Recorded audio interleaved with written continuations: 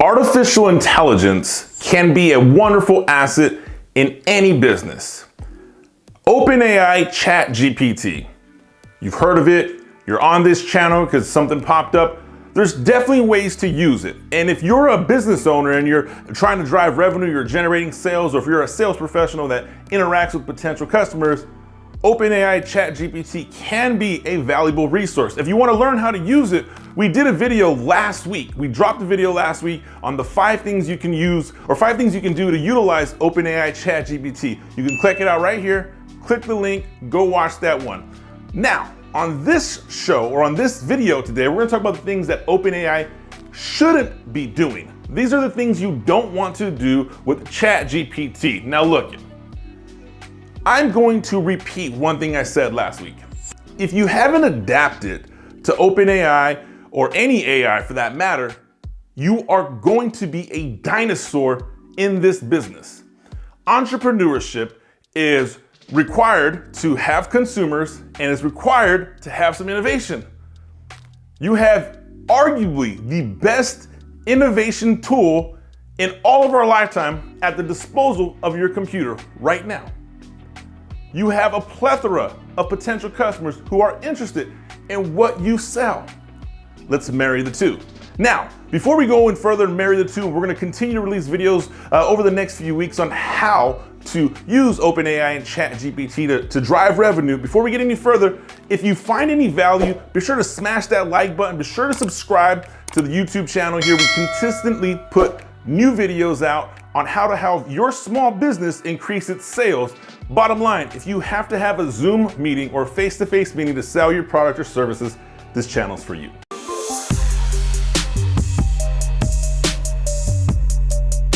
Things that you should not do with OpenAI and Chat GPT. Chat GPT should not be used for automated cold calling and messaging.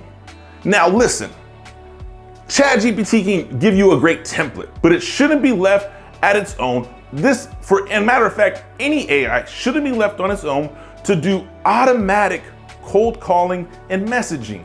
I'll tell you why. Artificial intelligence doesn't replace human interaction. I'm sure you've received a message in your inbox and you can tell immediately if it's artificial intelligence.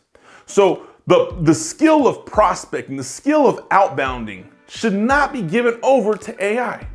There's things AI can do, there's things that AI can make easier, but the actual interaction, OpenAI ChatGPT does not substitute for human interaction. So automated cold calling, automated messaging, anything to do with prospecting shouldn't be left alone solely with ChatGPT. There are ways to use it. Recommend getting an SDR, an account executive, making AI available for your employees, great tool. Leaving AI to replace your employees, bad tool. So that's one thing you don't want to use ChatGPT for. The second thing you don't want to use ChatGPT for, do not just take the templated descriptions and explanations of your services and plaster it on your website, marketing brochures, or use it to exaggerate what it is you do. You see, ChatGPT is going to give you this beautiful copy of what your company or services does, right? So I can go and say, hey, I run a pest control service, and in my pest control services, we service this area and I get rid of these pests. Write a beautiful service description, and it'll list something out. If what it lists out isn't an accurate representation of your business, don't use it. ChatGPT is a tool, but if used inappropriately to exaggerate what you do, it's no different than when having a salesperson who lies or misrepresents your company or misrepresents your services. Eventually, it's going to give you a bad representation. It's going to give you a bad impact in your community, and you will lose business if you're using ChatGPT incorrectly. The third mistake to avoid with ChatGPT: do not neglect your sales leads. Now, I just said the first mistake, don't allow ChatGPT to be your outbound. I agree with that. ChatGPT and AI in general, it has some wonderful tools that it can be the automatic response in your inbound system. It can help do some light screening, but that's it. That's the extent. The actual skill of following up cannot be forgotten or left to AI. It's something that a human has to do. I'll tell you what, in my business, if I'm going to exclude somebody from being a potential customer, they're going to have spoken to either myself or one of my SDRs. That's it. I'm not going to leave that to chance. So while OpenAI makes life easier, don't allow it to forget the basic fundamentals of simply following up with your potential customer. The fourth mistake people are making with Chat GPT: ignoring customer feedback. Now, Chat GPT, if you're using Chat GPT or any AI in an automated system, helping you on your website, helping you on your DMs, helping you manage your social media pages, whatever it may be, you are going to receive customer feedback, right? These responses that are generated from your AI responding to your inbox, responding to forms filled out on your website, you will gain some feedback. Don't ignore that feedback.